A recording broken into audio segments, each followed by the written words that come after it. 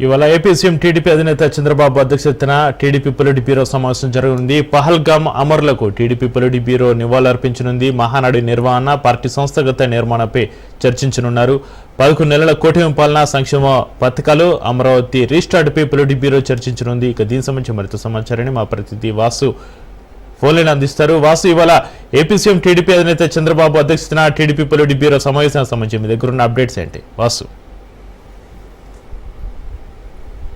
AP పాలిట్ bureau సమావేశం మంగళగిరిలోని TDP ప్రధాన సెంట్రల్ ఆఫీస్ లో కూడా జరిగింది. దీనికి అధికార ప్రతినిధులు, పాలిట్ బ్యూరో మెంబర్లు, ఎక్స్ అఫీషియల్ మెంబర్లు కూడా హాజరు కానున్నారు.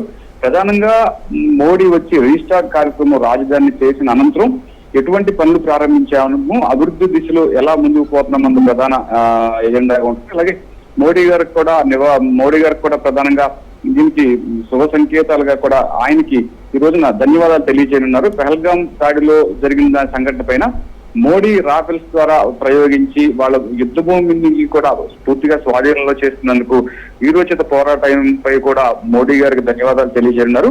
ఇక అత్యంత కీలకమైన విషయం ఏంటంటే, తొలిసారిగా అంటే కూటమి ప్రభుత్వం వచ్చినాక అంటే మహానాడు ఏదైతే కడపలో కూడా ఏర్పాటు చేయనున్నారు. 3 రోజుల పాటు మహానాడు కడపలో ఏర్పాటు చేసేందుకు కూడా ప్రధానంగా ఈ రోజు కీలకమైన నిర్ణయం తీసుకున్నారు. అంటే గతంలో చూసుకుంటే కనుక ఈ పహల్గామ్ దాడి ఈ నేపథ్యంలో కూడా మహానాడు చెయ్యాలా లేకపోతే ఎలా చేయాలి ఏంటందుకు కూడా కొంత సందిగ్ధానికి ఈ రోజు తెరపడనుంది. 3 గంటలకు నిర్ణయం ప్రకటించున్నారు. ఇందు నిమిత్తం 3 రోజుల పాటు ఎటువంటి కార్యక్రమాలు చేపట్టాలి, దాంతో పాటుగా కమిటీలు వేయనున్నారు. అంటే ప్రస్తుతం పొలిటికల్ కమిటీ, దీంతో పాటుగా వచ్చిన ఆర్గనైజర్స్ అందరికి కూడా ఎటువంటి ఏర్పాటు చేయాల్సిన అవసరం ఉంది.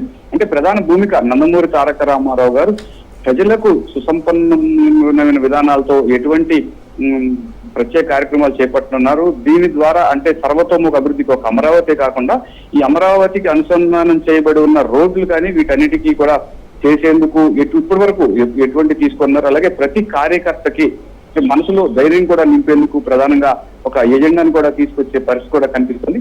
దీంతో పాటు చూసుకుంటే కనుక ప్రధానంగా మోడీ గారు మొన్న వచ్చి శంకుస్థాపన చేసి వెళ్ళిన అనంతరం కూడా 59,000 కోట్ల పనులకు కూడా టెండర్లు పిలవడం కూడా జరిగింది. అందులోనే ప్రధానంగా ఎక్కడెక్కడ ఏమేం చేస్తారనేది కూడా ఈ పాలిట్ బ్యూరో సమావేశంలో చర్చించుకున్నారు.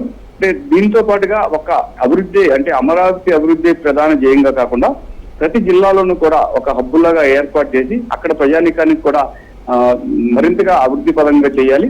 దీంతో పాటుగా ఏదైతే ప్రధానంగా నిన్న ఏపీ సీఎం గారు జూమ్ మీటింగ్ లో అధికారులతో చర్చించుకోవడం జరిగింది.